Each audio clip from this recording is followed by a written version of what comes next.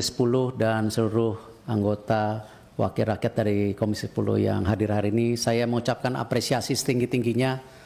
Tanpa dukungan Bapak Ibu tidak mungkin sepak bola Indonesia seperti hari ini. Karena memang ini kerja-kerja sama antara pemerintah dan PSSI dan tentu seluruh daripada masyarakat sepak bola yang mengimpikan sepak bola kita harus bangkit. Memang sejalan dengan tentu blueprint yang sudah disampaikan pada saat itu ke FIFA, yaitu program Garuda Mendunia, bagaimana kita mentransformasi menuju era kejayaan sepak bola Indonesia. Memang kita memberikan target-target untuk pengembangan daripada sepak bola Indonesia.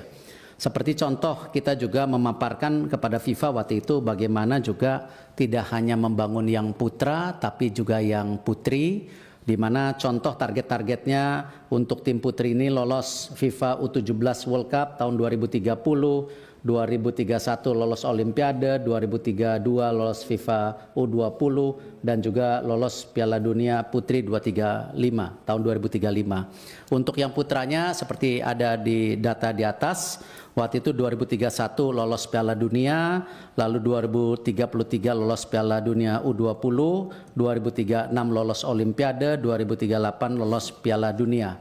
Dan tentu rencana ini juga dibagi menjadi 3 fase, slide berikutnya. Di mana tentu tadi disampaikan oleh Pak Menpora short term, ya, diwakilkan Pak Wamen. Terima kasih Pak Wamen dukungannya. Ini sama-sama tim Olimpiade London waktu itu. Di mana 2023-2028 waktu itu fase pengembangan, lalu juga midterm. Di situ ada tentu dalam kategori fase stabilitas, lalu juga masuk ke golden era di 2034-2045. Nah, memang ini semua karena momentum. Kita tidak pernah terpikir kita mendapatkan sejarah yang luar biasa. Waktu itu diawali dengan tim SEA Games kita yang sudah 32 tahun juara SEA Games. Lalu kita PSSI mendorong, ya, di mana pertama kalinya, slide berikutnya, kita tim U17 kita, tim U20 kita, tim U23 kita, semua termasuk yang senior ini bisa masuk ke Piala Asia. Ini pertama kali, tidak pernah dalam sejarah kita semua tim kita masuk. Sekarang yang putri pun sedang bertanding. Kemarin alhamdulillah juara AFF, kita lagi coba nanti kualifikasi Piala Asia.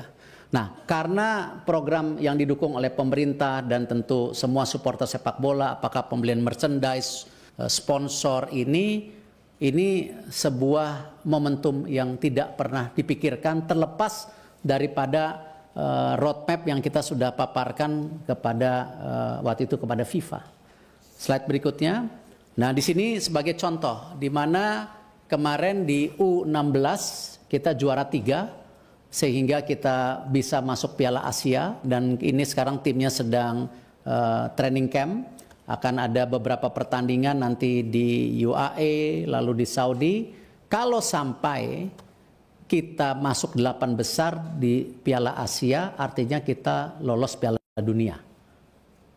Artinya sebuah terobosan yang mestinya targetnya di tahun 2030-an. Nah, lalu di U20 sama, kemarin ternyata kita juara 1 Piala AFF U19.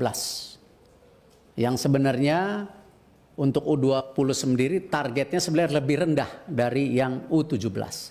Ternyata juara. Nah, akhirnya kita lolos juga Piala Asia. Tapi sayang di fase grup kita kalah.